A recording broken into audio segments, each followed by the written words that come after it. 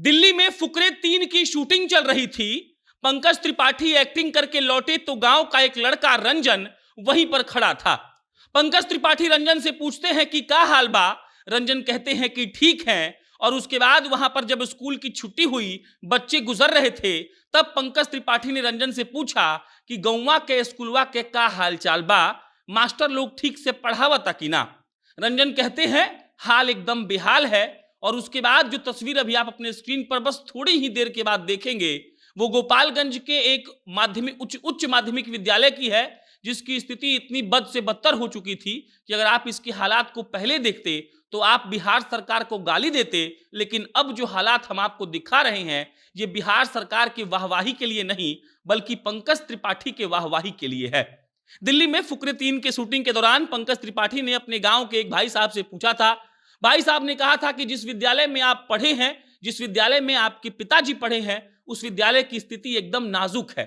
सामने गेट नहीं है, बाउंड्री वॉल कराने के लिए लोग मारे मारे फिर रहे हैं, पंखा नहीं है, इलेक्ट्रिसिटी नहीं है, और ऐसा कुछ भी नहीं है कि बच्चे वहां ठीक ठाक तरीके से पढ़ लिख पाएं। पंकज त्रिपाठी ये सब कुछ सुन रहे थे। उन्होंने कहा कि प्रधानाध्यापक साहब को फोन लगाइए। रंजन जी ने प्रधानाध्यापक साहब को फोन लगाया और उसके बाद पंकज ने प्रधानाध्यापक साहब से पूछा कि आपको क्या क्या चाहिए। ये पंकज त्रिपाठी की कहानी को आप यहीं रोक दीजिए। अब चाहिए प्रधानाध्यापक साहब की कहानी पर। हमने बात किया प्रिंसिपल साहब से। प्रिंसिपल साहब ने कहा कि देखिए, हमारा जो स्कूल है वो एनएच के पास है। एनएच के पास जो भी स्कूल होता है उसका नियम है कि उसको बाउंड्री से आपको घेरना है, लेकिन नियम के बावजूद वहां पर बिहार सरकार ने फंड नहीं दिया था। जो डीएम साहब हैं नवल किशोर चौधरी साहब, उन्होंने प्रधानाध्यापक साहब को कहा कि आप किसी संपन्न आदमी को गांव में खोजिए, उनको कहिए कि वो स्कूल में ठीक ठाक तरीके से बाउंड्री बनवा दे। प्रिंसिपल साहब ऐसे आदमी को खोजने लगे। प्रिंसिपल साहब ने फोन पर हमको कहा कि मुखिया के पास गए, बीडीसी के पास गए, लेकिन ऐसा कोई नहीं मिला जो इस बात को स्वीकार कर ले कि स्कूल के जीर्णोद्धार के लिए हम बाउंड्री बना देंगे। फिर प्रिंसिपल साहब कहते हैं कि हमको पंकज त्रिपाठी जी से बात कराया रंजन जी ने। पंकज जी ने पूछा कि भाई साहब ये बताइए कि आपको क्या क्या चाहिए। हमने पंकज जी को कहा, ऐसा प्रिंसिपल साहब ने हमको कहा कि हमने पंकज जी को कहा कि हमारे स्कूल के लिए आप एक बाउंड्री बनवा दीजिए, पास में एनएच है, बच्चे दौड़कर वहां चले जाते हैं तो बहुत दिक्कत होती है।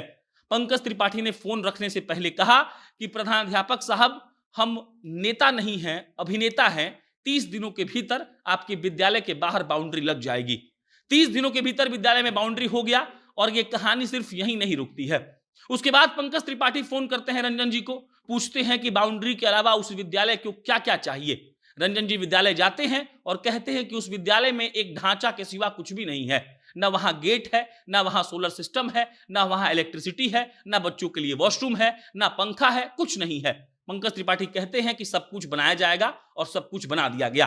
पंकज त्रिपाठी ने वहां पर फैन लगवा दिया। एक एक क्लास, बड़े बड़े क्लास में 5-5 फैन है। उस पूरे स्कूल को फिर से पेंट किया गया। उस पूरे स्कूल के लिए गेट लगवाया गया। स्कूल के लिए अच्छा वॉशरूम बनवाया गया। पूरा बड़ा सा सोलर पैनल लगाया गया कि अगर लाइट कट भी जाए तो बच्चों को गर्मी में ना पढ़ना पड़े। और ये सब कुछ करने के बाद जब हम आज पंकज त्रिपाठी को फोन किए तो पंकज त्रिपाठी ने कहा कि हम कुछ नहीं कैले, हमारा माता पिता के नाम पर एगो फाउंडेशन बा। फाउंडेशन के नाम है पंडित बनारस तिवारी हेमवती देवी फाउंडेशन। यह फाउंडेशन कैले बा हमारे बड़ भाई जेकर नाम है विजेंद्र तिवारी, उन्होंने ये सब किया है, हमने कुछ नहीं किया है। पंकज त्रिपाठी को इसके बाद हम लिख कर भेजे कि आप जैसे लोगों का ऊपर पहुंचना इसलिए जरूरी था ताकि आप ये सब करने के बाद भी कह सके कि ना, हमने ये नहीं किया है।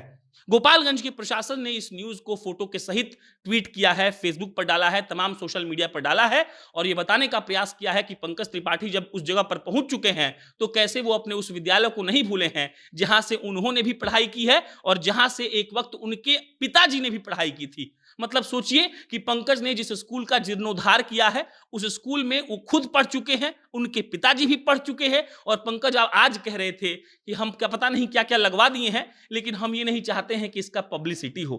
मतलब पंकज त्रिपाठी नहीं चाहते थे कि ये स्टोरी हम करें, लेकिन हम रिसर्च करके सोचे कि नहीं, ये लोगों तक पहुंचाना जरूरी है कि ऐसे ऐसे लोग हैं जो गोपालगंज के किसी गांव से निकलकर बंबई में 2 घर खरीद चुके हैं, लेकिन गोपालगंज के बेलसड़ के उस उच्च माध्यमिक विद्यालय को भूल नहीं पाए हैं जहां से उन्होंने पढ़ाई की है। अब इसमें एक और कहानी है, वो भी सुनाते हैं। पंकज जी से हमने पूछा कि कितना पैसा खर्च हुआ। पंकज जी ने कहा कि पैसा छोड़ दीजिए, जो हुआ सो हो गया, लेकिन हमें मालूम पड़ा कि जो पेंट की कंपनी है बर्जर और जो फैन की कंपनी है इकोलिंक, इसके ब्रांड एम्बेसडर हैं पंकज त्रिपाठी। और पंकज त्रिपाठी क्या करते हैं समझिएगा। एक आदमी जब किसी ओहदे पर पहुंच जाए तो ओहदे पर पहुंचकर वो आदमी कैसे बदलाव ला सकता है, इसकी कहानी है ये।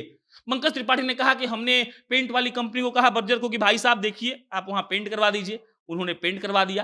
पंकज त्रिपाठी आगे कहते हैं कि हमने इको लिंक को कहा कि पंखा लगवा दीजिए, तो कोलैबोरेशन में आकर उन्होंने वहां पंखा लगवा दिया और मेरा काम हो गया। पंकज त्रिपाठी ने अपने पैसे से बाउंड्री बनवा दिया, सोलर लगवा दिया, गेट लगवा दिया।